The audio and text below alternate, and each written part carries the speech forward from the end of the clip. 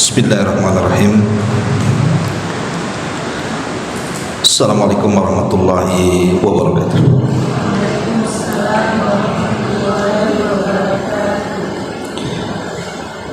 Alhamdulillah wassalatu wassalamu ala Rasulillah wa ala alihi wa sahbihi wa mawalah wa la hawla wa la quwata illa billahi wa ba'd. Alhamdulillah, segala puja dan puji hanya milik Allah subhanahu wa ta'ala. Salawat dan juga salam kita hadiahkan kepada Rasul kita Nabi besar Muhammad sallallahu alaihi wa ala alihi wasallam.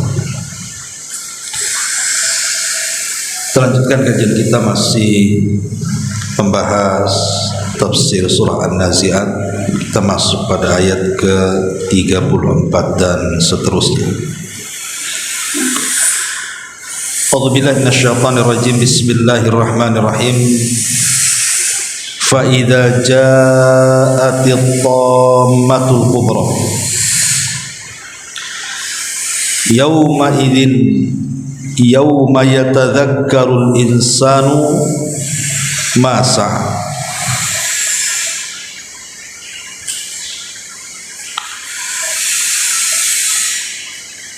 Di sini Allah Subhanahu wa taala mengatakan fa idza ja'atit tammatul kubra, maka apabila malapetaka yang sangat besar telah datang. Yauma yatadzakkarul insanu masa, maka pada hari ketika manusia teringat akan apa yang telah dikerjakan.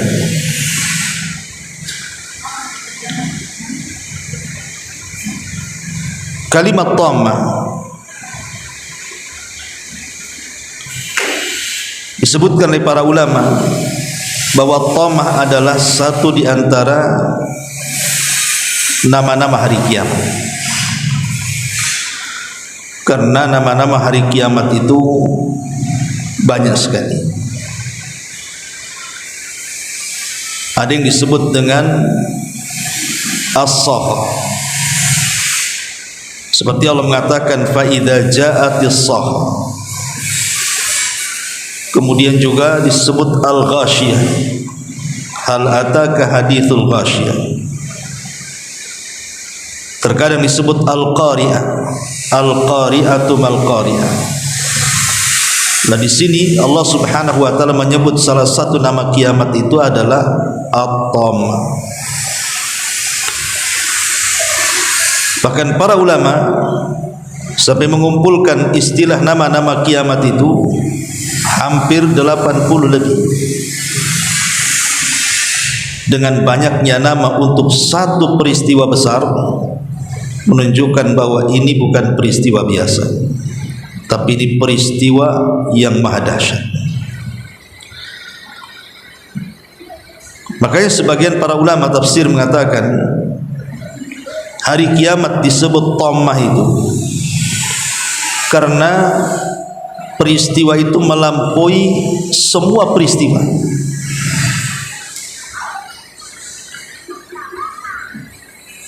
Bahkan disebutkan di dalam Al-Quranul Karim bagaimana gambaran tammah itu peristiwa yang maha dahsyat dan luar biasa dan melampaui seluruh peristiwa.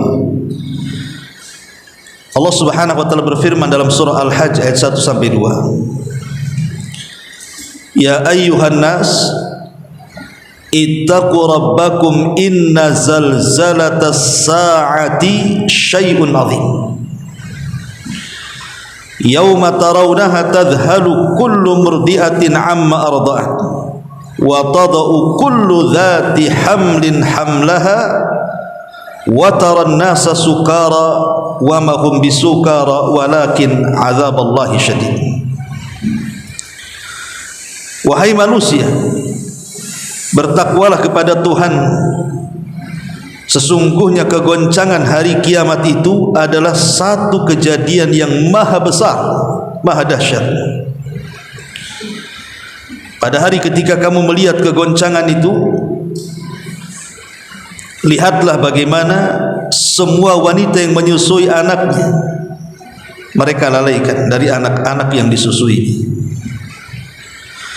dan semua wanita-wanita yang mengandung menjadi keguguran, dan kamu melihat manusia dalam kondisi mabuk padahal mereka tidak sedang mabuk, akan tapi azab Allah itu sangat keras ketika itu.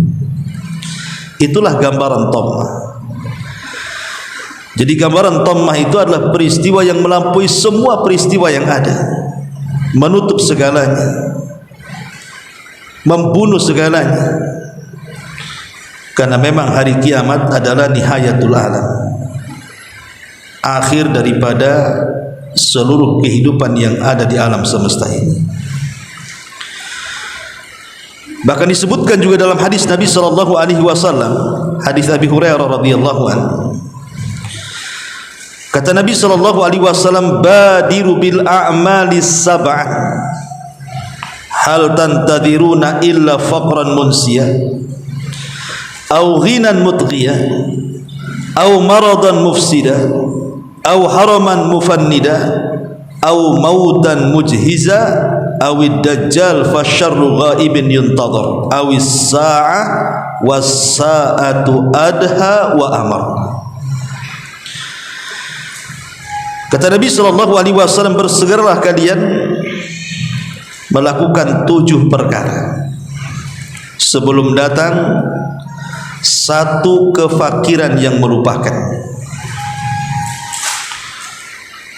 Maksudnya kefakiran yang melupakan adalah kefakiran yang melupakan ibadah. Karena orang fakir, orang miskin biasanya sibuk untuk mencari nafkah, sehingga karena sibuknya lupa ibadah. Ataupun ghinan mutghiyah, kekayaan yang melampaui batas. Orang kaya kalau sudah melampaui batas, lupa juga dengan ibadah, karena dia akan melampaui batas seterusnya. Dia tidak ingat akhirat, hanya ingat dunia saja. Au maradan mufsida, ataupun sakit yang merusak. Lihat orang sakit bisa apa? Seperti saya kemarin sakit, sudah lama ini nggak ngaji, itu baru sakit asam urat kan itu ya. Gimana orang stroke, orang terbaring gitu ya. Apa yang bisa dilakukan orang sakit? Coba hanya angan-angan saja. Au haraman mufannida, ataupun orang yang pikun. Orang pikun, apa yang bisa dilakukan orang pikun? Hilang akalnya. Jangan lagi cerita ibadah, kadang makan aja lupa. Au mautan mujhiza, ataupun kematian mendadak, tidak sempat bertobat dia, mati. Awid dajjal fasyarru ghaibun yuntadhar, ataukah dajjal dan itu seburuk-buruk yang kalian tunggu.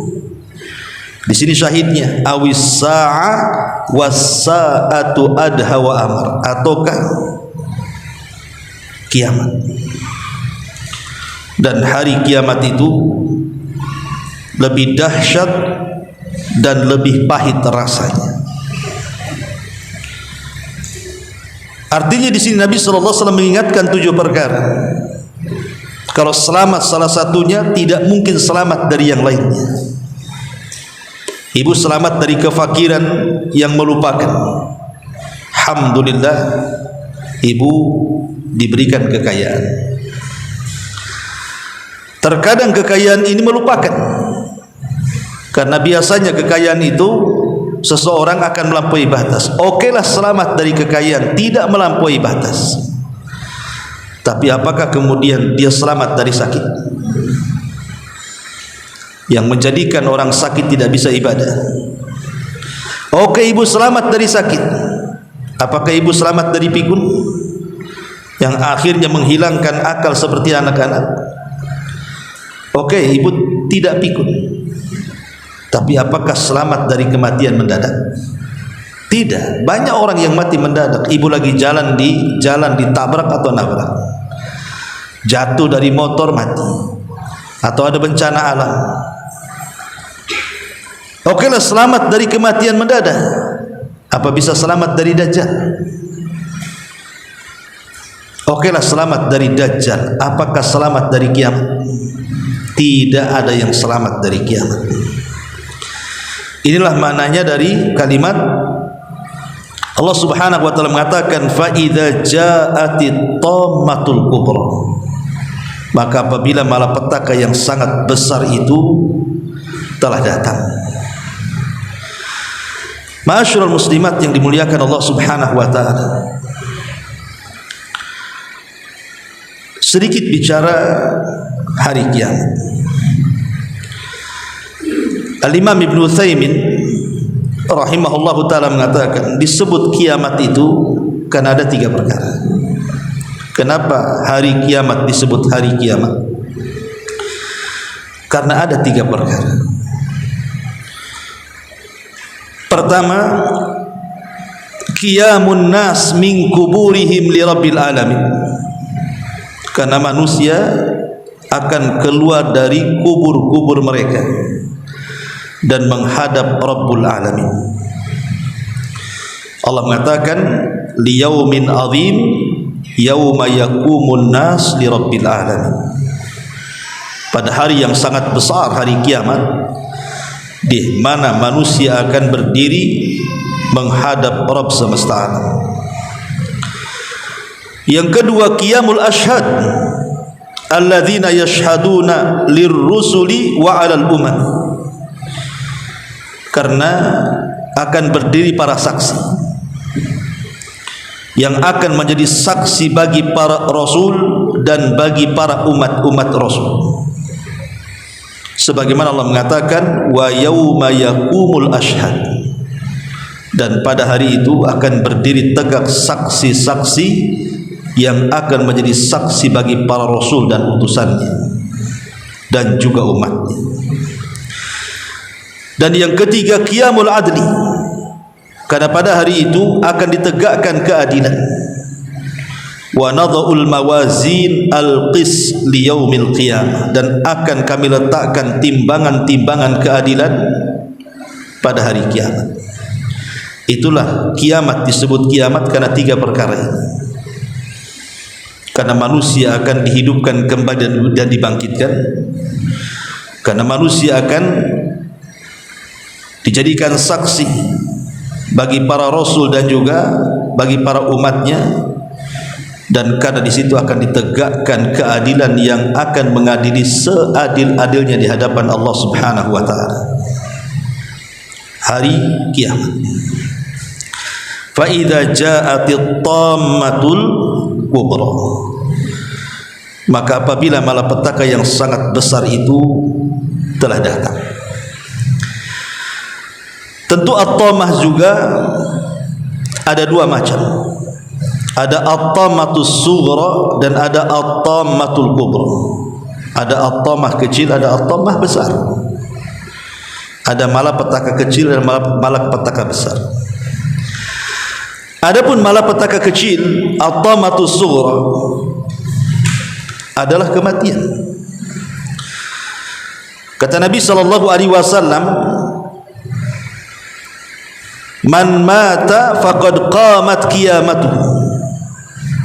Barang siapa yang meninggal maka telah sampailah kiamat kepadanya. Jadi orang yang meninggal itu hakikatnya telah sampai kiamat kepadanya, tapi yang dimaksud kiamat kecil. Dan kiamat kecil ini bukan sesuatu yang maha dahsyat, karena setiap hari kita melihat ada orang mati. Bahkan tidak heran gitu ya, bahkan sama sekali tidak menjadikan pelajaran bahwa kita akan seperti dia, karena sudah terbiasanya kita melihat orang mati, bahkan juga yang menguburkan orang mati. Padahal sering saya katakan bahwa di dunia ini ada yang disebut dengan angan-angan dan juga cita-cita. Yang kedua, kematian. Angan-angan dan cita-cita itu bisa terwujud, bisa tidak. Ibu berangan-angan, bercita-cita ingin jadi dokter, bisa jadi dokter, bisa tidak. Bisa jadi pilot, bisa tidak. Bisa jadi guru, bisa tidak. Tapi kalau kematian itu bukan angan-angan. Kematian itu sebuah kepastian yang datangnya juga tanpa pemberitahuan. Ini kiamat yang pertama, at-tamatus sughra. Ada at-tamatul kubra. Itulah yang dimaksud kehancuran alam semesta ini. Dan Allah Subhanahu wa taala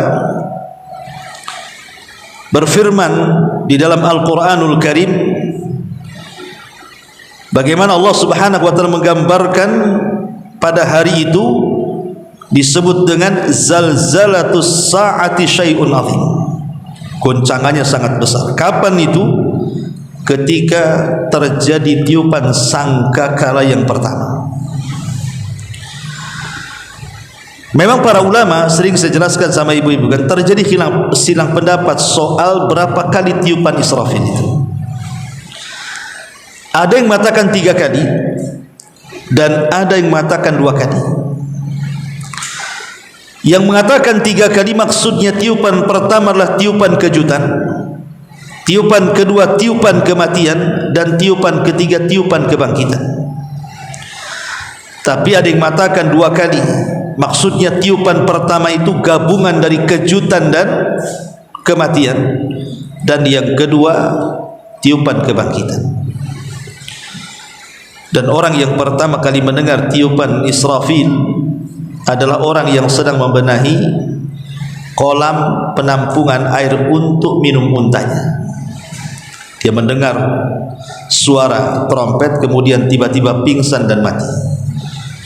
Kemudian disusul dengan orang-orang yang di jalan-jalan, pasar-pasar, di rumah-rumah, dan tidak ada satupun yang selamat dengan tiupan itu. Ma'asyiral muslimat yang dimuliakan Allah Subhanahu wa taala. Baru setelah itu, setelah manusia mati, kemudian jin juga mati, para malaikat juga mati. Kemudian terjadilah hancur-hancuran. Allah menghancur-hancurkan alam semesta. Mulai daripada kemudian bumi digoncangkan, yang Allah katakan idza zulzilatil ardu zilzalaha.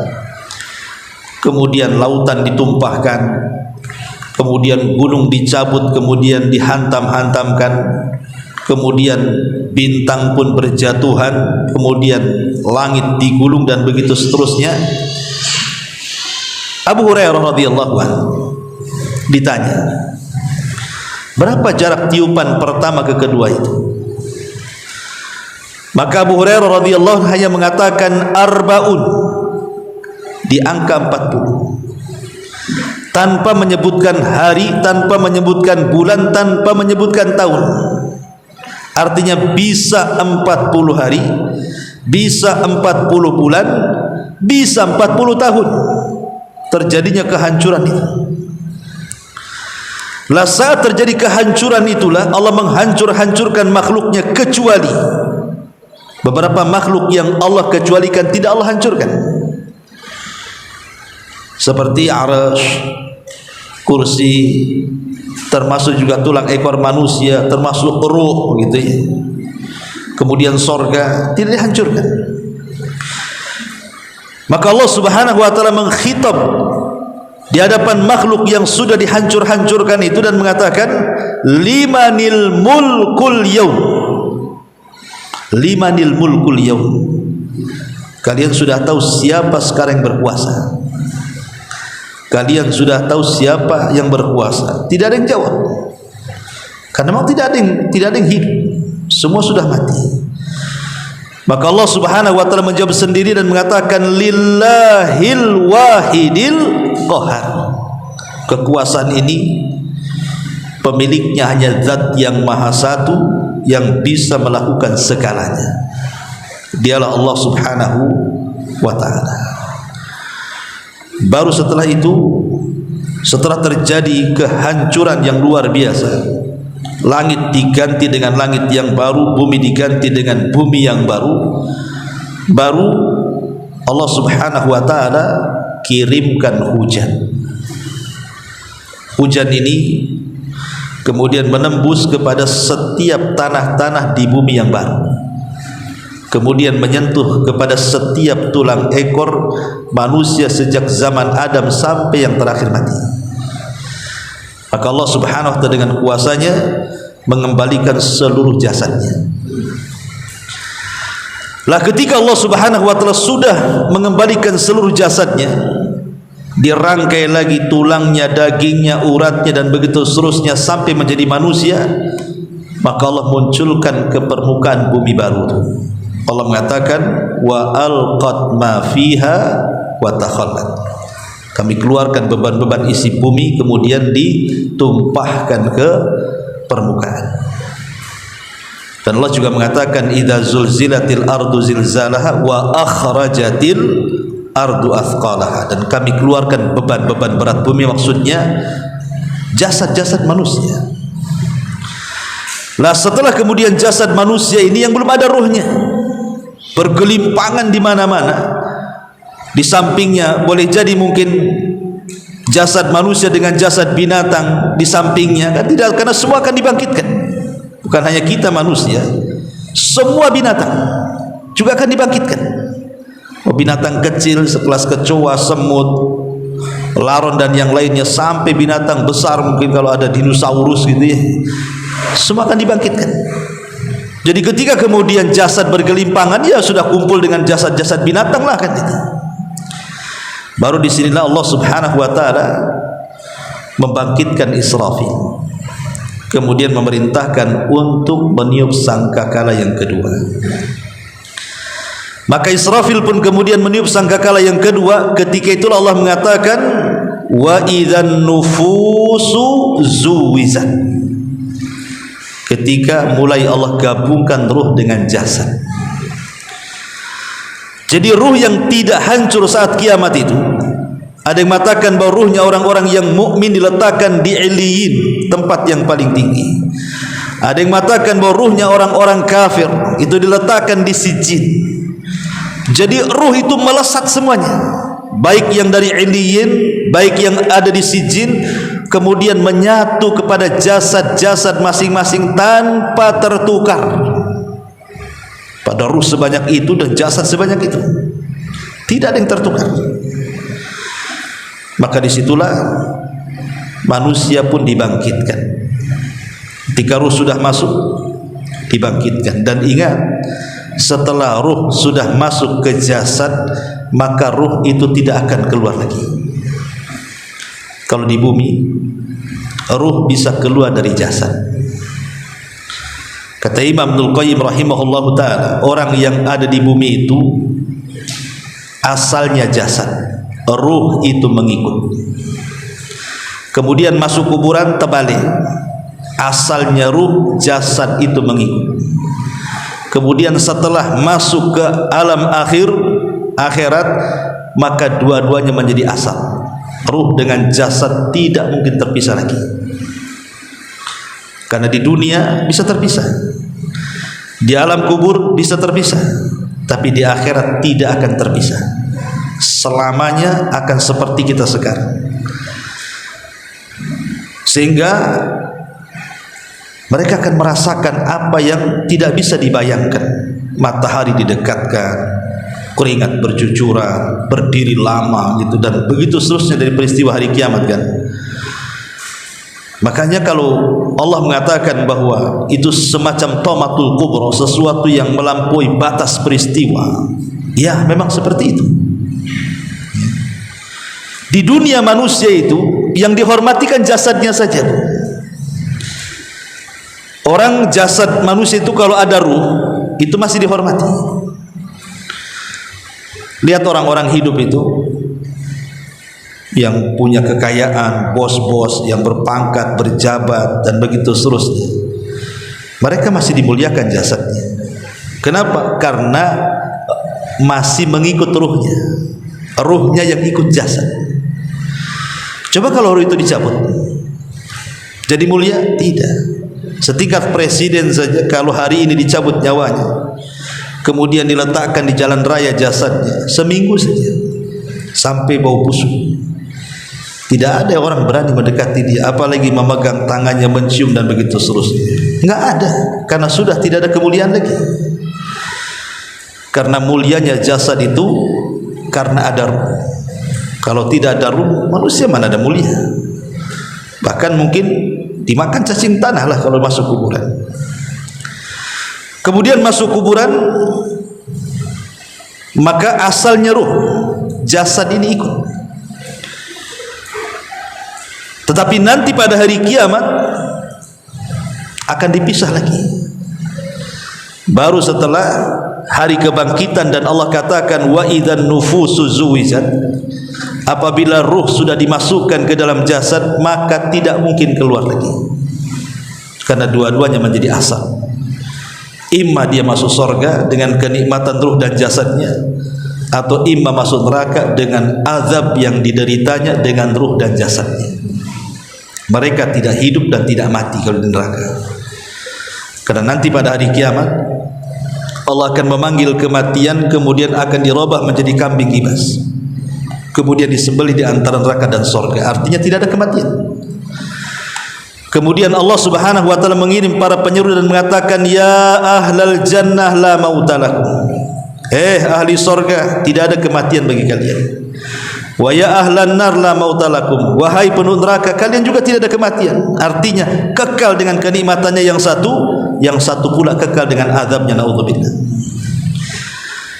Ma'asyiral muslimat yang dimuliakan Allah Azza wa Jalla, lah ketika Allah mengatakan fa idza ja'atit tamatul kubra yauma yatadzakkarul insanu masa, pada hari itu manusia baru teringat apa yang telah dikerjakan.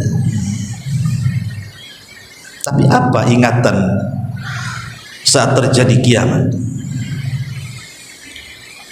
Bahwa dia menyesal telah banyak meninggalkan salat, meninggalkan puasa, meninggalkan baca Quran, hadir di majelis taklim, zikir dan begitu seterusnya. Apa manfaatnya? Karena peringatan itu akan bermanfaat selama kita masih di dunia. Terkadang, makanya kata para ulama, kalau manusia itu senantiasa berada di atas agamanya dan memperhatikan agamanya, kemudian ditularkan agama ini kepada anak cucunya, maka orang ini akan mudah mendapatkan peringatan di dunia, dan di akhirat dia merasa dialah orang yang paling beruntung. Karena apa? Karena senantiasa mendengar peringatan itu.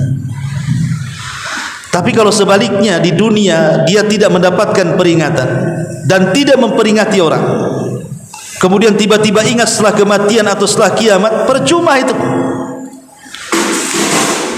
Makanya disayangkan hari ini, Bu, jangan lagi cerita orang tua ya, cerita anak-anak lah hari ini, anak-anak remaja, anak-anak tanggung gitu kan. Kadang-kadang kita kasihan mereka. Siapa orang tuanya? Waktu-waktu sholat mereka tidak sholat, ya kan? Waktu ngaji juga tidak ngaji.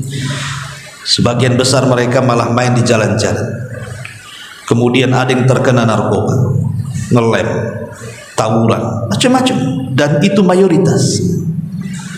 Kecuali mungkin orang tuanya sudah hijrah, itu pun berapa kan begitu. Yang hijrah saja kadang-kadang sudah tua hijrahnya, anaknya sudah nakal, susah pula diperbaiki. Makanya ulama mengatakan, kalau kita tidak memperhatikan agama anak kita hari ini, maka di masa depan anak kita akan menjadi 4 kelompok. Satu, boleh jadi dia akan menjadi mulhid. Yang kedua, boleh jadi dia menjadi mujrim. Yang ketiga, boleh jadi dia menjadi mudmir. Dan yang keempat, boleh jadi dia menjadi syadz. Apa itu? Pertama, mulhid. Mulhid itu orang yang menyimpang agamanya. Kalau orang tua tidak mengajari agama anak-anaknya, maka satu hari anak kita akan menyimpang agama. Karena kita saksikan ada orang tua yang tidak mengajarkan anaknya setelah anak ini besar kemudian ingin tobat karena tidak punya dasar agama. Akhirnya berselancarlah di medsos mencari agama dia. Salah pula cari guru. Akhirnya sesat dia karena tidak ada dasar. Atau sama sekali tidak peduli dengan agama. Enggak peduli karena dari kecil enggak diajari agama, sampai besar, sampai dewasa, sampai kawin pun enggak peduli dengan agama. Ini salah siapa? Salah orang tuanya. Dia harus bertanggung jawab di hadapan Allah. Anaknya jadi mulhid. Yang kedua, bisa saja menjadi mujrim, menjadi jahat. Anak itu kalau dibiarkan tidak diajarkan agama, maka lama-lama menjadi jahat. Lihat anak-anak sekarang, durhaka kepada orang tua, jahat, ya kan? Jangan lagi durhaka sama Tuhan, sudah jelas sama orang tuanya. Kemudian menjadi pencuri, perampok, berkelahi, buat fitnah, buat onar di mana-mana. Ya seperti itu, dia akan jadi jahat. Atau yang ketiga, mudmir, dia akan kecanduan maksiat. Anak kalau tidak diajari agama akan kecanduan maksiat, jatuhnya narkoba, akhirnya cinta narkoba. Anak-anak sekarang itu istilahnya ngelem untuk anak-anak kecil itu. Silat di Nagoya kepada anak kecil itu usia 12 ke 13 tahun, matanya merah, rupanya sedang pegang ngelem. Saya tidak tahu istilah ngelem itu, baru-baru kemarin aja tahu. Anak itu lagi ngelem Ustaz. Rupanya ngelem itu apa? Rupanya ngeplay dia kayak orang mabuk. Ya. Itu anak kecil belasan tahun. Dia akan cinta dengan narkoba, cinta dengan khamr, cinta dengan zina, cinta dengan maksiat, kecanduan maksiat. Karena tidak ada pendidikan agama, itu masalahnya. Boleh jadi mungkin kalau sudah besar dia pula bandar narkobanya, bandar judinya, bandar khamarnya. Naudzubillah, jadi mujrim dia. Atau yang keempat, kalau tidak dididik agama, dikhawatirkan anak kita itu akan berubah perilakunya, perilaku seksual, jadi homo, jadi lesbi, laki-laki suka laki-laki, perempuan suka perempuan, berubah fitrahnya. Itu karena tidak ada pendidikan agama. Dan LGBT itu yang paling ramai di dua zaman. LGBT yang paling ramai itu di dua zaman. Yang pertama di zaman Nabi Lut dan sudah berlalu, dan yang kedua di zaman kita sekarang. LGBT itu paling banyak. Makanya kalau seandainya Allah Subhanahu wa taala takdirkan ada nabi setelah Rasulullah, tapi kan mustahil, karena Rasul mengatakan la nabiyya ba'di, tidak ada nabi sepeninggalku. Tapi kalaulah seandainya, kita berangan-angan ada nabi sesudah Nabi SAW, dengan melihat kondisi banyaknya LGBT di mana-mana, pasti Allah akan utus tuh nabi itu. Karena organisasi seperti ini sudah menyimpang dan semakin hari jumlahnya semakin banyak. Bahkan punya persatuan, lama-lama punya partai pula. Kita tidak tahu. Makanya pendidikan agama ini penting. Baik ibu sendiri gitu sebagai orang tua terus mengaji dan belajar. Kemudian juga anak-anak kita yang masih kecil, jadikan mereka generasi robbani di masa depan. Kalau tidak tadi, imma dia mulhid menyimpang agamanya, imma dia mujrim akhirnya jadi jahat, imma dia jadi mudmir kecanduan maksiat, ataupun fitrahnya rusak, LGBT. Dan yang lebih parah lagi, kalau seandainya empat-empatnya ada pada anak kita, naudzubillah, sudah rusak agamanya, jahat pula dia, cinta pula dengan maksiat, fitrahnya pula bermasalah. Siapa yang bertanggung jawab? Orang tua, ya. Makanya Allah Subhanahu wa taala mengatakan di sini yauma yatadzakkaru ma sa'a. Yauma yatadzakkarul insanu ma sa'a. Pada hari ketika manusia teringat apa yang telah dikerjakannya. Percuma kalau sudah kiamat teringat itu percuma. Kalau ingin mencari peringatan, sekarang ini waktunya. Sekarang waktunya. Sebagaimana Allah mengatakan dalam surah Al-Fajr, yauma yatadzakkarul insan wa anna lahu dzikra. Pada hari itu ingatlah manusia, akan tetapi tidak berguna lagi ingatan bagi mereka. Kenapa tidak berguna? Karena catatan sudah ditutup. Catatan sudah ditutup, tidak ada lagi. Mereka dihadapkan dengan pertanggungjawaban bukan untuk beramal. Kata Ali radhiyallahu an, al-an yaumul amal wa ghadan yaumul hisab. Kalau beramal sekarang belum mati. Sekarang mau beramal sekarang, ya. Tapi kalau besok setelah kiamat dan kematian tidak ada amal lagi. Makanya kenapa kemudian ketika orang-orang kafir itu dibangkitkan, apa kata Allah dalam surah Yasin? Ya wailana man ba'atsana mim marqadina. Duhai celaka, siapa yang membangkitkan aku dari tidur-tidurku ini? Karena orang-orang kafir itu tidak yakin ada hari kebangkitan masalahnya. Ketika betul-betul dibangkitkan, baru dia menyesal dan mengatakan ya wailana, celaka aku katanya. Sekarang kau ngomong celaka? Jangan lagi setelah kiamat. Orang-orang yang baru meninggal saja, meninggal dan banyak dosanya, dia mengharap kepada Allah Subhanahu wa taala untuk dikembalikan kan ke dunia, dan mengatakan laula akhartani ila ajalin qarib la asaddaqa wa akum minas salihin. Ya Allah, kalau kau kembalikan sesaat saja, tidak usah lama-lama, sesaat saja, aku akan sedekahkan semua hartaku. Daripada menjadi rebutan ahli waris, aku sedekahkan semua supaya menjadi manfaat untuk. Atau aku akan bergabung dengan orang-orang soleh. Mungkin mustahil.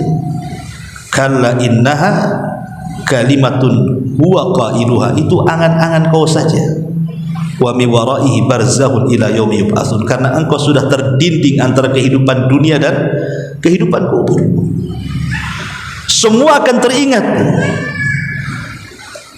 Makanya kemudian orang-orang kafir itu yang menerima catatan di tangan kirinya atau di balik punggungnya, mereka tidak mau mengambilnya, tapi mereka harus mengambilnya. Bahkan orang-orang yang sudah masuk neraka, mereka sampai ingin melakukan perjanjian dengan Allah dan mengatakan akhrijna na'mal salihan ghairal ladzi kunna na'mal. Ya Allah, kembalikan aku sesaat ke dunia katanya. Ini penuh neraka orang-orang kafir, agar kami bisa mengamalkan dari amalan soleh yang dulu kami tinggalkan. Tapi apa jawaban Allah? Awalam nu'ammirkum ma yatadzakkaru fihi man tadzakkar.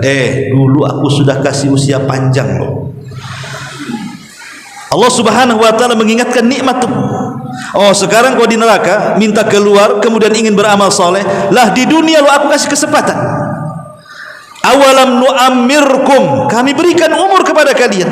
Sebagian tafsir mengatakan, yang sudah saya jelaskan di sini dulu, maksudnya ini sindiran kepada orang-orang yang di usia 40 tahun sampai 60 tahun.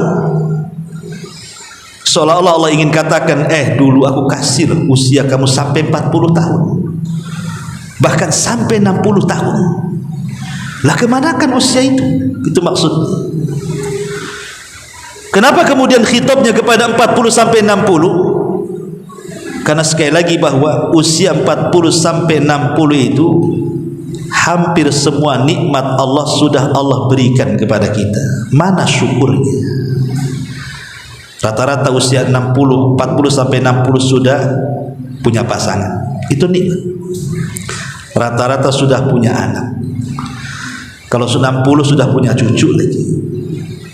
Kemudian pasangannya sudah punya pekerjaan. kemudian banyak pergaulan, kemudian diberikan kebijaksanaan, dan begitu seterusnya nikmat Allah yang banyak. Makanya kemudian nikmat Allah yang banyak ini, yang rata-rata di usia 40 sampai 60 tahun sudah Allah berikan, Allah hanya minta mana syukur nikmat kalian, gitu maksudnya. Makanya Allah mengatakan awalam nu'ammirkum ma yatadzakkaru fihi man tadzakkar. Bukankah aku sudah kasih umur panjang kepadamu? Kemanakan umur itu? Makanya kemudian mereka hanya bisa wahum yastarihuna fiha, hanya bisa menjerit-jerit di neraka, sampai akhirnya karena tidak tahannya penuh neraka, mereka tidak bisa memohon permohonan kepada Allah. Mereka pun mengatakan kepada malaikat, Malik, ya Malik liyaqdiya alaina rabbuk, ya Malik, mintalah kepada Allah, wafatkan saja kami, tidak usah disiksa seperti ini, mati aja. Tapi Malik tidak menjawab sampai 40 atau 100 tahun baru dijawab itu omongannya. Innakum makisun, oh tidak bisa, kalian akan tetap hidup dan tinggal di neraka, katanya. Setelah 40 tahun atau dalam riwayat 100 tahun baru malaikat ngomong begitu tuh. Inilah yang disebut yauma yatadzakkarul insanu masa, pada hari ketika manusia teringat akan apa yang telah dikerjakan. Ma'asyiral muslimat yang dimuliakan Allah Subhanahu wa taala. Kemudian Allah Subhanahu wa taala juga berfirman lagi,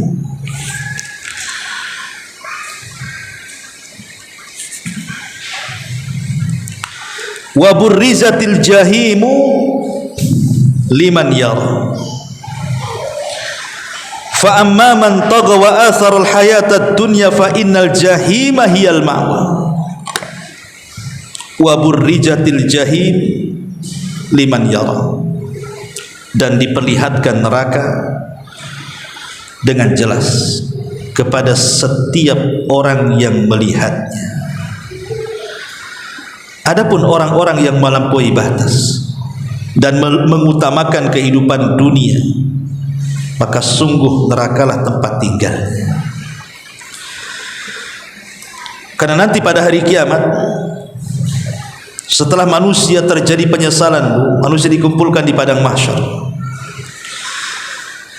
maka Allah Subhanahu wa taala betul-betul akan memperlihatkan jahannam. Alhaakumut takatsur hatta zurtumul maqabir, kalla sawfa ta'lamun, thumma kalla sawfa ta'lamun, kalla law ta'lamuna ilmal yakin la tarawunal jahim, la tarawunal jahim, kata Allah, sungguh kalian akan melihat neraka jahim. Jadi manusia selama di dunia hanya dengar ceritanya saja, ada neraka, ada neraka, ada neraka, tapi mereka tidak pernah melihatnya. Tetapi kita yakin, orang yang beriman, bahwa neraka itu ada, hakul yakin, dan akan melihatnya. Kapan itu? Wa burrijatil jahimu liman yara, kala ketika manusia dikumpulkan di padang mahsyar, Allah akan panggil satu makhluk ini yang sangat mengerikan, neraka ini, dengan digeret oleh 70.000 malaikat setiap satu tali kekang. Padahal neraka jahanam yang digeret itu memiliki 70.000 tali kekang. Ibu kalau kapal kemudian digeret dengan tali, maka jumlah talinya yang menggeret neraka itu 70.000 tali. Setiap satu tali yang memegangnya 70.000 malaikat. Berapa jumlah malaikat dan berapa besarnya jahanam? Besar. Oh, satu tali 70.000 malaikat, dan itu jumlah talinya 70.000 kan 70.000 lah jadinya. Sebesar itu. Makanya ketika jahanam itu dijatuh-jatuhkan manusia ke dalamnya, ingat, penduduk neraka itu akan berbeda jasadnya. Kalau penduduk surga itu paling tinggi jasadnya seperti Adam saja. Kapan itu perubahannya? Ketika membaca catatan.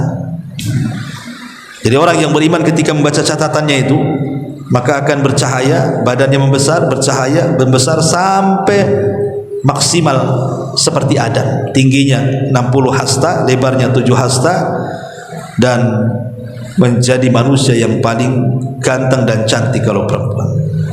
Tapi penduduk neraka ini tidak ada batas besarnya. Jadi dia membesar, tidak tahu berapa besarnya. Rasul hanya mengistilahkan gerah giginya saja itu sebesar gunung Uhud. Kalau giginya sebesar gunung Uhud, cemana mulutnya, cemana kepalanya, cemana badannya, ya kan? Kenapa Allah besarkan penduduk neraka? Supaya mudah diazab. Tapi badan sebesar itu di neraka, neraka tidak pernah penuh. Halim talati wa taqulu hal min mazid, kata Allah. Masih ada tempat wahai neraka? Kata neraka, hal min mazid, masih ada tambah, masukkan saja ya. Saking besarnya neraka itu. Dan itu akan diperlihatkan kepada kita, wa burrijatil jahimu liman yara. Dan akan diperlihatkan neraka dengan jelas kepada setiap orang yang melihatnya. Dan ingat, neraka itu punya leher, maka lehernya akan keluar. Dia punya 2 mata, 2 telinga, dan 1 lisan. Kemudian dia akan bicara di hadapan Allah, di hadapan manusia, dan mengatakan, inni wukiltu bi thalathin. Aku diperintahkan Allah untuk menyambar 3 kelompok. Pertama, likulli jabbarin anid, kepada orang yang sombong dan congkak ketika di dunia. Yang kedua, walikulli man da'a ma'allahi ilahan akhar, dan kepada setiap yang menyembah selain daripada Allah Azza wa Jalla. Dan yang ketiga, wabi musawwirin, dan para penggambar makhluk-makhluk yang bernyawa. Ingat, hati-hati menggambar, itu bahaya. Dia akan disambar oleh leher neraka. Jadi neraka itu ada leher, akan keluar lehernya itu. Untuk apa? Menyambar 3 orang ini. Pertama, orang-orang yang sombong. Hati-hati orang yang sombong ini, karena orang sombong itu tidak disukai Nabi SAW. Kata Nabi SAW, ada 3 manusia yang paling aku benci, dan akan aku jauhkan tempat duduknya di neraka. Siapa mereka? Kata Nabi SAW, ats-tsartsarun, orang yang banyak ngomong. Sebab kalau orang banyak ngomong itu biasanya terjerumus kepada ghibah, atau dusta, atau namimah, atau buat fitnah. Maka jangan banyak ngomong, kecuali kalau di dalamnya ada zikir kepada Allah. Cukuplah bicara itu yang manfaat saja. Yang kedua, al-mutasyaddiqun, orang yang memfasih-fasihkan gaya-gaya ulama padahal bukan ulama, atau mengkritik para ulama, bicara agama padahal dia bukan ahlinya. Dan yang terakhir, al-mutafaihikun, mereka adalah orang-orang mutafaihikun, orang-orang yang sombong ketika bicara. Sombong, ini kalau nggak ada saya nggak jadi, ya. Semua karena saya. Kamu tahu siapa saya? Dikit-dikit saya. Inilah ucapan iblis, saya lebih baik daripada Adam, ya. Jadi neraka itu ada lehernya keluar tuh, dan akan dilihat, karena Allah mengatakan wa burrijatil jahimu liman yara, dan akan diperlihatkan neraka dengan jelas kepada setiap orang yang akan melihatnya. Dan semua akan melihatnya, mukmin, kafir, munafik, semua akan melihatnya. Dan semua, hatta yang beriman kepada Allah, akan melaluinya. Tidak ada satupun orang yang beriman dari umat Nabi kecuali pasti akan melintasi neraka. Tidak ada yang tidak melintasi neraka. Semua akan melintasi neraka.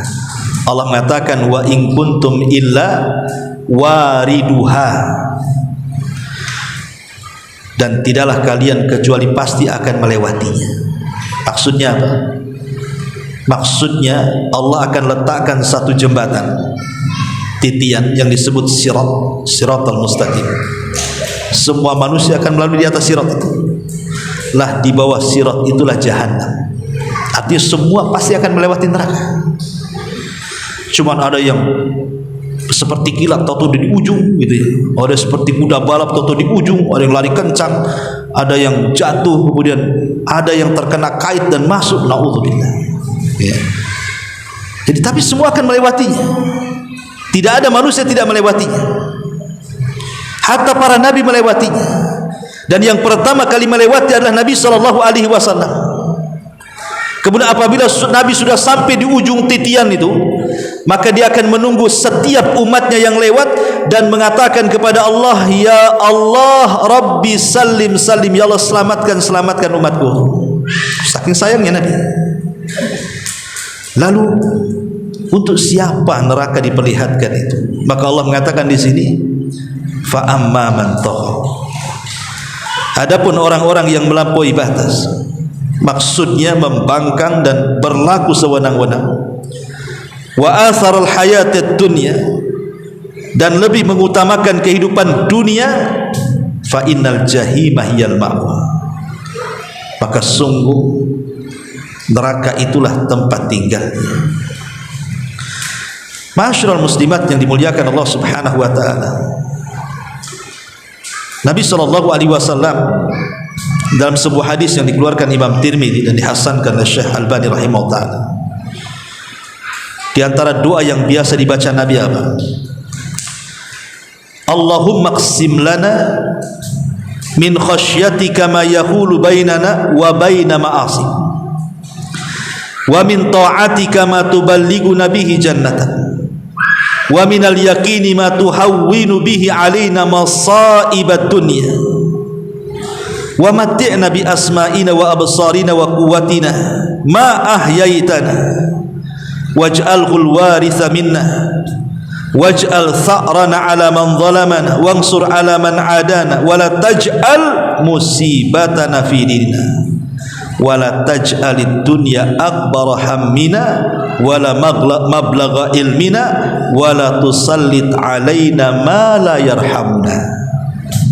Ya Allah, curahkanlah kepada kami rasa takut kepadamu yang menghalangi kami dari maksiat kepadamu, dan ketaatan kepadamu yang menghantarkan kami kepada surgamu, dan curahkanlah keyakinan yang meringankan musibah di dunia. Berilah kenikmatan kami dengan pendengaran kami, penglihatan kami, serta kekuatan kami. Jadikan pembalasan atas orang-orang zalim kepada kami, dan tolonglah kami melawan orang-orang yang memusuhi kami, dan janganlah engkau jadikan musibah kami pada agama kami. Jangan sampai musibah itu terkena agama kita. Kalau musibah kepada anak kita meninggal, usaha kita gulung tikar, badan kita sakit, itu tidak seberapa, paling tinggi kematian. Tapi kalau musibah agama ini beda, karena urusannya bukan soal dunia saja sampai ke akhirat. Maka berdoalah jangan sampai agama kita diuji. Ya. Kemudian Rasulullah SAW melanjutkan doanya, janganlah engkau jadikan musibah pada agama kami. Di sini syahidnya, Bu.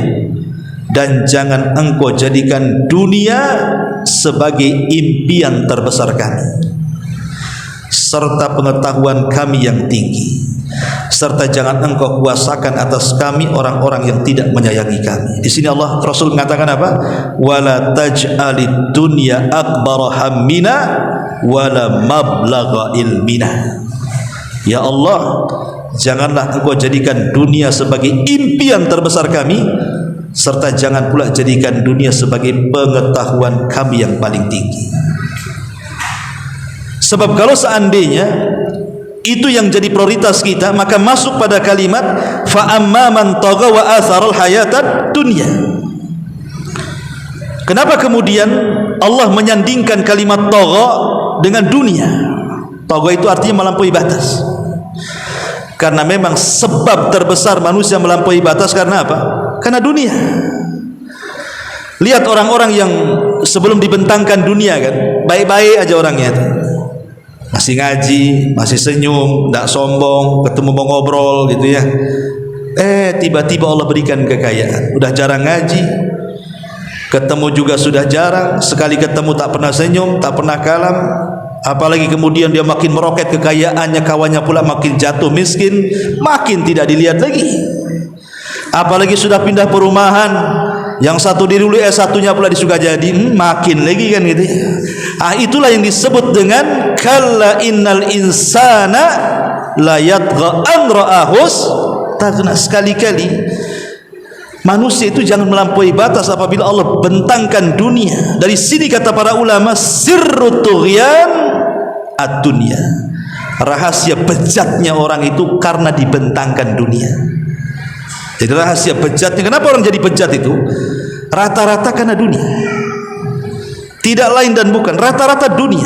Makanya Rasul mengatakan setiap umat ini punya fitnah, tapi fitnah yang menimpa umatku adalah al-mal, harta kekayaan. Itu yang menjadikan orang akhirnya jauh dari Allah Subhanahu wa taala. Maka di sini fa amman tagha, siapapun yang melampaui batas, wa asaral hayatad dunya, dia pula melebihkan kehidupan dunia, seolah-olah dunia itu akbar hammina, cita-cita tertinggi bagi dia. Dan itu kenyataannya seperti itu, Bu. Sekarang ibu itu kalau menghayal, kira-kira menghayal surga atau dunia? Rata-rata dunia. Kapan saya punya rumah ingin seperti dia? Kapan punya kendaraan kayak dia? Capek juga saya jalan kaki. Kapan lah saya punya gelang, punya kalung, punya anting kayak dia? Kenapa saya imitasi semuanya? Kadang-kadang orang itu mikir itu saja, tidak terpikir kapan saya masuk surga. Karena surga itu masalahnya diakhirkan dan dunia itu diawalkan. Makanya Allah mengatakan di sini, wa atharal hayatad dunya. Dunia dulu, baru cerita akhirat. Ya. Bal tu'thirunal hayatad dunya wal akhiratu khairun wa abqa. Allah menyebut dunia baru akhirat. Coba kalau balik, Allah sebut akhirat baru dunia, tentu kita tidak mungkin ingat dunia. Ibu lahir di sorga, mau ke dunia? Mana maulah. Orang sudah lahir di sorga, mana mau dia ke dunia? Tapi karena kita lahir di dunia, tak ingat sorga, itu masalahnya. Lah itulah kenapa kemudian manusia dia tidak ingat sorga dan ingat dunia, karena dunia dikedepankan. Coba kalau dunia diakhirkan, akhirat dikedepankan, kita semua lahir di sorga, saya yakin gak ada orang yang mau ke dunia. Gak ada. Apa yang di dunia susah, payah, lelah, letih, capek gitu ya, keras ya. Tapi di sorga gak ada lah. Masak tak ada tinggal makan, nyuci tak ada tinggal pakai gitu. Semua yang dibutuhkan sudah ada, dihajatkan, dan begitu seterusnya. Maka di sini Allah Subhanahu wa taala mengingatkan soal jangan sampai kita ini mendahulukan dunia. Makanya ada hadis yang mengatakan dari Zaid bin Thabit radhiyallahu anhu, Rasul mengatakan, "Man kanatid dunya hamma farraqallahu alaihi amrahu wa ja'ala faqrahu baina 'ainaihi wa lam ya'tihi minad dunya illa ma kutiba lahu." Barang siapa tujuan hidupnya adalah dunia, maka Allah akan mencerai-beraikan urusannya, menjadikan kefakiran di kedua pelupuk matanya, dan ia tidak mendapatkan dunia kecuali menurut ketentuan yang sudah dicatat saja padanya. Lah kalau dunia sudah dicatat oleh Allah Subhanahu wa taala, ngapain mencuri? Ngapain korupsi? Ngapain nipu? Ngapain mendolimi orang, mengambil hak orang? Toh juga kalau kita mencari dengan benar, segitu juga hasilnya. Sebagaimana kalau kita mencari dengan jahat pun segitu hasilnya. Kalau sama-sama hasilnya, ngapain berbuat jahat? Lah dunia kan sudah ditetapkan. Ketika ibu di rahim ibunya ibu kan itu, kan malaikat datang mencatat rizkinya sekian, bahagianya sekian, amalnya sekian, celakanya sekian, semua sudah dicatat. Loh kalau sudah dicatat, ngapain kemudian kita repot-repot kan? Tinggal dicari saja. Makanya di sini Nabi SAW mengatakan, barang siapa yang tujuan hidupnya adalah dunia, Allah akan cerai-beraikan masalahnya. Lihat orang-orang yang otaknya hanya duit, dunia, tidak akan tenang hidupnya, nggak akan tenang hidupnya. Malam sebelum tidur sudah terbayang besok mau kerja apa, besok ini mas. Waktunya istirahat berpikir dia. Masuk dalam tidur setan masuk pula. Dimimpikan yang enak-enak begini-gini. Nanti bangun tidur gitu juga yang dipegang kalkulator. Kan repot bu, orang kayak gini stres hidupnya. Nanti kalau suami tak dapat dunia marah ibu. Kok tak becus kerja katanya. Yang benar kerja bang itu. Tengok tetangga tuh enak, aku ini kayak gini terus gitu. Kapan tuh gelang tuh sampai 1 meter di tangan tuh. Kadang-kadang kan. Kalau orang mikir dunia itu akhirnya cekcok hidupnya bu. Sama suami juga bermasalah. Hidup juga tidak tenang karena lihat orang terus. Dan tidak bersyukur umumnya. Makanya kenapa Rasul mengatakan ungzuru ila man huwa asfala minkum wa la tangzuru ila man fawqakum. Kalau cerita dunia sudahlah, jangan tengok ke atas kata Rasul, tengok ke bawah supaya bisa bersyukur. Alhamdulillah saya tak ada motor, tak masalah, jalan kaki. Tetangga pincang tak bisa jalan, kan enak tuh kalau ngomong gitu tuh. Alhamdulillah saya masih punya rumah walaupun kontrak. Tuh tetangga sana masih di bawah jembatan. Jadi kalau kita pandai melihat ke bawah dan tidak pandai melihat ke atas itu pasti bersyukur. Tidak mungkin tidak bersyukur. Orang yang tidak pandai bersyukur itu karena selalu melihat ke atas sampai lehernya nenggak aja kan, capek akhirnya kan, stres otaknya. Ya. Makanya di sini Allah ingatkan dalam Al-Quran. Tetapi lihat lanjutan hadisnya. Wa man kanatil akhirah niyatahu jama Allahu amra wa ja'ala ghinahu fi qalbi wa atathu dunya wa hiya raghina. Tapi barang siapa yang dikejar akhiratnya, Allah akan mengumpulkan urusannya, menjadikan kekayaan dalam hatinya, dan dunia akan mendatanginya sementara dia tidak menghendakinya. Kalau orang mengejar akhirat, dunia menyusulnya. Tapi kalau orang mengejar dunia, akhirat tidak menyusulnya. Itu bedanya. Kenapa? Karena kalau orang himmahnya akhirat, walaupun dia mencari uang, mencari kekayaan, tetapi kan untuk akhiratnya, berarti dia punya harapan. Ketika punya harapan, itulah yang menjadikan dia tenang hidupnya. Apalagi percaya dengan takdir, bahwa semua sudah ditakdirkan. Percaya dengan kehidupan akhirat, nggak apa-apa aku miskin di dunia, nanti di sorga juga ada tempat yang jauh lebih nikmat dibandingkan dunia yang hanya sesaat. Kalau orang mikirnya ke situ, tenanglah hati itu. Cuman kadang-kadang setan tuh ngasih was-was itulah, dan membisikkan yaidukumul faqra wa ya'murukum bil fahsya. Alah, jangan infak nanti fakir kamu katanya, nanti miskin. Itu kulkas belum kebeli, macam-macam akhirnya kan. Akhirnya jadi kikir, lupa akhirat, dunia di kepalanya, stres hidupnya. Dan balasannya Allah katakan fa innal jahima hiyal ma'wa, maka sungguh nerakalah tempat tinggalnya. Kemudian Allah Subhanahu wa taala setelah menyebutkan balasan kepada orang-orang yang menyimpang, orang-orang kafir, maka Allah kebiasaan dalam Quran apabila menyebut orang kafir pasti menyebut orang yang beriman. Wa amma man khafa maqama rabbih wa nahan nafsa 'anil hawa fa innal jannata hiyal ma'wa. Dan adapun orang-orang yang takut kepada kebesaran Tuhannya dan menahan diri dari keinginan mengikuti hawa nafsunya, maka sungguh sorgalah tempat tinggalnya. Kalimat maqama rabbih, apa maknanya maqama rabbih? Maqam itu artinya senantiasa menjalankan perintah Rabbnya, menjauhi larangan dari Rabbnya. Artinya senantiasa istiqomah, menjalankan perintah, menjauhi larangan, menikmati yang dihalalkan, menjauhkan yang diharamkan. Istiqomah dengan 4 kalimat ini, itu disebut maqama rabbih. Dia takut dengan kedudukan Allah dengan cara apa tadi? Karena takutnya dengan Allah, maka dia akan melakukan apapun yang diperintahkan Allah, meninggalkan apapun yang dilarang Allah, menikmati apapun yang dihalalkan Allah, menjauhi apapun yang diharamkan Allah. Karena rasa takut itu yang menjadikan dia melakukan 4 perkara itu. Dan yang lebih penting adalah karena tidak mungkin orang itu mampu melaksanakan perintah, menjauhi larangan, menikmati yang dihalalkan, menjauhi yang diharamkan, kecuali dia bisa memerangi hawa nafsu. Makanya Allah mengatakan wa nahan nafsa 'anil hawa. Karena hawa nafsu itu lebih jahat dibandingkan setan.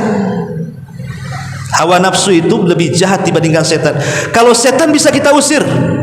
Ibu baca Muawwidhataini, qul a'udzu birabbil falaq, qul a'udzu birabbin nas, ayat kursi, surah Al-Baqarah, bisalah ibu usir setan itu. Tapi kalau hawa nafsu, cemana ngusirnya hawa nafsu di dada kita? Mau datang ke dokter bedah, tolong jantungnya buang biar gak ada hawa nafsu, mati. Ya kan? Nggak bisa dihilangkan hawa nafsu itu. Makanya kenapa kemudian Nabi SAW itu saking takutnya ada penyimpangan kan, doa yang paling banyak dibaca Rasul sebagaimana yang sudah saya sampaikan, ya musarrifal qulub sarrif qulubana ala ta'atik, atau ya muqallibal qulub tsabbit qalbi ala dini. Wahai zat yang membolak-balikan hati, tetapkan hatiku di atas ketaatan kepadamu. Wahai zat yang membolak-balikan hati, tetapkan hatiku di atas agamamu. Karena hati itu bisa berbolak-balik itu karena hawa nafsu tadi. Makanya kenapa ada istilah qalbun mayyit, ada istilah qalbun salim, ada istilah qalbun marid. Hati kan terbagi tiga tuh. Ada hati yang disebut qalbun salim, selamat, ya, selamat dari hawa nafsu. Sehingga karena dia selamat dari hawa nafsu, hati yang selamat ini membawa orang ini kepada ketaatan yang betul-betul mutlak kepada Allah Azza wa Jalla. Tapi ada orang yang hatinya dikuasai sepenuhnya oleh hawa nafsu, itulah hati yang mayit, hati yang mati karena dikuasai hawa nafsunya. Itulah hatinya orang-orang kafir. Mereka tidak kenal Allah, tidak kenal Rasul, tidak kenal ibadah, tidak kenal apapun. Yang ada hanya mengikuti keinginan hawa nafsunya. Tapi ada hati-hati yang sakit kayak kita ini, hatinya sakit. Kadang sekali-kali mikir dunia, kadang-kadang mikir akhirat. Itu sakit tuh. Ya. Kadang-kadang ya ngomong bagus, kadang-kadang gibain orang. Itu sakit namanya tuh. Ya kan? Itu namanya sakit tuh begitu tuh. Kadang-kadang cenderung akhirat, cenderung dunia. Kadang maksiat, kadang taat gitu ya. Itu sakit hatinya tuh. Harus diobati. Makanya kenapa kemudian menjaga hati ini supaya tetap hidup dan mengarah kepada qalbun salim, hati yang selamat itu yang nanti pada hari kiamat Allah katakan yauma la yanfa'u malun wala banun illa man atallaha biqalbin salim, pada hari di mana tidak manfaat harta dan anak-anak kecuali orang yang bawa hati yang selamat. Macam mana caranya supaya hati kita hidup dan selamat? Kata para ulama, lakukan 4 perkara. Pertama, mujalasatus salihin. Duduk dengan orang soleh, duduk dengan orang baik, berkawan dengan orang baik. Nampaknya Umi Anu ini baiklah katanya, Masya Allah ya, tutur katanya santun, rajin ibadah, rajin zikir, rajin pengajian, enak berkawan dengan dia. Insya Allah Bu, kalau kita berkawan dengan orang soleh 40 hari saja ibu jadi solehah. Nggak usah lama-lama ya, 40 hari saja berkawan dengan orang baik jadi baik Bu. Tapi kalau 40 hari ibu berkawan dengan ratu gibah, ibu pula lah jadi ratunya kedua. Ikut ratu gibah juga karena berkawan dengan orang gibah masalahnya kan. Berkawan dengan orang namimah, berkawan dengan ahli fitnah, ya ikuti situlah jadinya. Maka berkawan dengan orang baik supaya hati kita tenang. Kalau berkawan dengan orang baik itu Bu, kita melihat mukanya saja belum bicara itu sudah tenang. Coba ibu bayangkan. Kalau saya gambarkan ibu ini, wajahnya tidak seram. Tak cantik nggak apa-apa, yang penting tak seram. Banyak orang cantik juga seram juga mukanya. Ya, orangnya ya kalem, suka senyum. Kalau ngomong ditata, tidak mau menyakiti orang, supel kan itu, menjaga perasaan, tidak pernah melengking ucapannya. Enak kita ini melihat dia aja enak, belum ngomong udah enak tuh. Tapi ini kalau udah ada muka judes, nampak nih judes, atau tuh dari muncungnya ada mama kan begitu, nampaknya judes ini. Kenapa? Tak senyum aja enggak. Dia itu senyum kalau ada maunya aja Ustaz katanya. Kalau tak ada maunya mana dia senyum tuh? Pinjam utang baru senyum dia. Jadi ada orang-orang yang kalau ngomong kasar. Kita loh belum lagi dia ngomong udah was-was hati itu. Mau ngomong apa dia? Mau apa nih? kan gitu ya. Belum ngomong udah was-was kita, karena tahu kebiasaan dia. Itu belum ngomong tuh, baru nengok mukanya saja udah kita ini udah nggak selesai bahasanya. Udah maunya pergi, pergi nggak bisa di sini. Ya, mufitnah datang. Ya. Jadi ada orang yang seperti itu. Makanya kemudian kalau berkawan dengan orang soleh itu ya tadi permisalannya seperti ibu berkawan dengan orang yang penjual minyak wangi. Oke lah dia tidak nawarkan, tapi minimalnya wanginya sampai kepada kita. Kemudian yang kedua, al-istima' ilal mawaid wa tadhkir. Senang menerima peringatan, senang menerima wejangan, senang menerima nasihat. Ya, fadzakir fa inna dzikra tanfa'u lil mu'minin. Dia senang kali. Pokoknya wah, kalau nasihat itu menerima. Apakah nasihat itu mungkin pas dengan dia atau tidak, yang jelas terima kasih sudah nasihati saya. Padahal mungkin nasihat itu salah orang, tapi dia merasa diingatkan. Dia senang. Karena ada orang-orang yang dinasihati itu tidak senang. Ya. Marah dia. Ini bahaya nih. Orang kalau sudah dinasihati tidak senang, ini sombong namanya, batrul haq, ya kan? Wa ghamdun nas, menolak kebenaran, menghina orang pula. Harusnya kalau ada orang menasihati, jazakillah khairan, makasih ya sudah nasihati saya, walaupun sudah salah sasaran nasihatnya tuh. Saya enggak seperti yang kamu tuduhkan sebenarnya, tapi sebagai pengingat, ya alhamdulillah dapat nasihat, dapat kultum, kuliah terserantum gitu ya. Dapat siraman rohani kan itu. Jadi suka menerima mawaid, wa tadzkir, wa qiraatil Quran, dan merasa nyaman ketika mendengar Quran. Kalau orang ketika mendengar Quran enggak nyaman, Bu, hatinya masalah. Berarti ada setannya.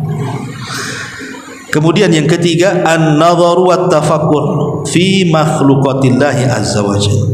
Coba merenung, berpikir makhluk-makhluk Allah di sekitar kita.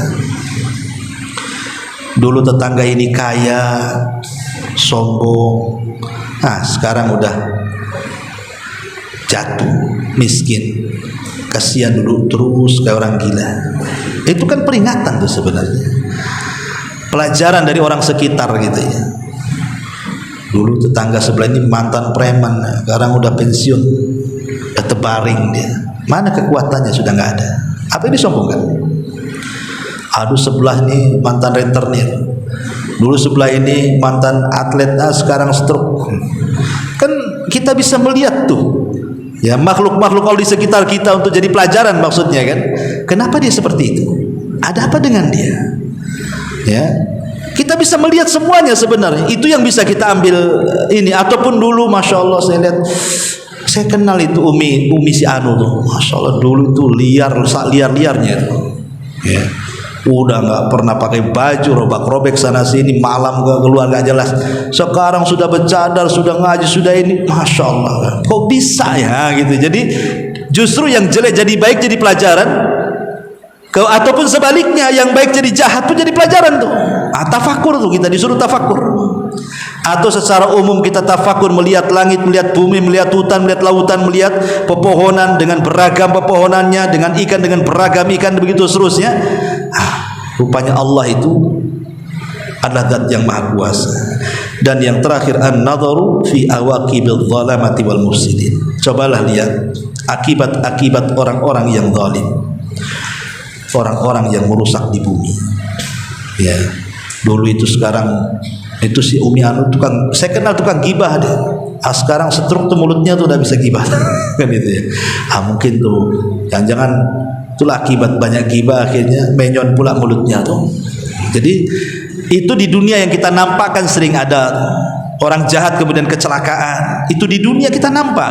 Apalagi cerita-cerita dulu bagaimana Fir'aun ditenggelamkan, Korun dimasukkan ke bumi, Namrud dibunuh dengan nyamuk, dan begitu seterusnya kan gitu. Di sekeliling kita loh, kita bisa saksikan orang jahat itu dihukum. Ya, supaya hati kita kenang bahwa di sana ada keadilan Allah. Kalaupun mereka tidak dihukum, ingat, bukan berarti tidak ada keadilan. Ada akhirat yang bisa menenangkan hati kita. Di dunia mereka tidak ada balasan karena menyakiti kita, tapi di akhirat ingat, ada balasan. Dari sini kata Abdullah bin Mas'ud radhiyallahu an, carilah hatimu di 3 tempat. Pertama, inda sama'il Quran, cari hatimu ketika mendengar Quran. Yang kedua, wa fi majalisi dzikri, cari hatimu di majelis zikir. Yang ketiga, wa fi awqatil khalawat, cari hatimu di waktu-waktu ketika Anda bersendirian. Lihat 3 tempat ini. Ketika Quran dibaca, ketika ada majelis ta'lim, majelis zikir, dan ketika ibu bersendirian di malam hari. Kalau benci mendengar Quran, benci majelis ta'lim, benci bersendirian karena ingin maksiat, nggak ada hati orang. Ya. Justru ketika ibu senang, karena begini Bu, kadang-kadang di masyarakat ini orang awam lebih suka mendengarkan musik dibandingkan Quran kan. Kalau mendengarkan musik itu kayaknya hidup kali, kayak hidup. Ya hidup hatinya kan Bu. Dari mana kita tahu hidup hatinya? Ya gerak-gerak lah, entah kakinya gerak-gerak, tangannya gerak-gerak. Kadang tak sadar kemudian terbuai atau nangis. Kenapa nangis? Itu lagu itu teringat 14 tahun yang silam. Apa kan gitu. Dia ingat tuh, itu lagu mengingatkan saya, nostalgia dengan zaman baheula kan gitu. Ada orang seperti itu, kok bisa tersentuh dengan lagu? Dulu saya masih kecil-kecil Bu, saya punya tetangga itu kalau tidur, kalau tidak nyetel instrumen kitaro Bu, tidur dia. Ya, gitar Jepang dulu jangan. Jadi kalau tidur itu aja sampai dengar saya itu. Kenapa setel itu? Nggak bisa tidur saya kalau nggak dengar kitaro itu katanya. Sampai seperti itu. Kok bisa? Ya. Coba itu robah gitu ya, yang tadinya musik ganti Quran.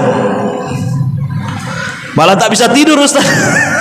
Ya banyak setannya lah mungkin kan, nggak suka dengan Quran kan. Ya, jadi kalau orang udah nggak senang dengar Quran itu udah hatinya mati.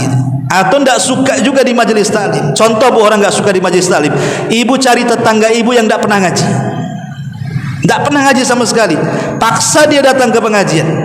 Itu pasti Bu, ibarat burung ibu tangkap tuh, masukkan ke sangkar, apa nggak ingin keluar aja tuh. Udah nggak, pantatnya panas Bu. Padahal baru 5 menit terus 1 jam tuh. Kapan Ustaz diselesai katanya. Itu karena tidak pernah hadir di situ.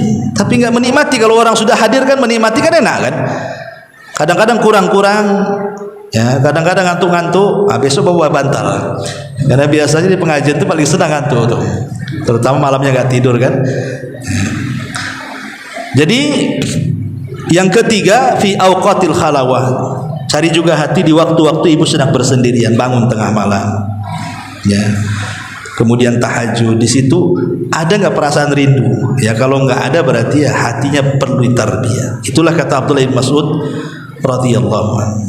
Adapun yang menyebabkan secara singkat hati bisa mati, pertama berpaling dari kebenaran, berpaling dari ajaran Allah, berpaling dari ajaran Nabi. Yang kedua, memakan yang haram, memasukkan yang haram. Makanya sering saya ceritakan Bu, kisah Abu Ma'ali Al-Juwaini, Imamul Haramain, gurunya Imam Ghazali.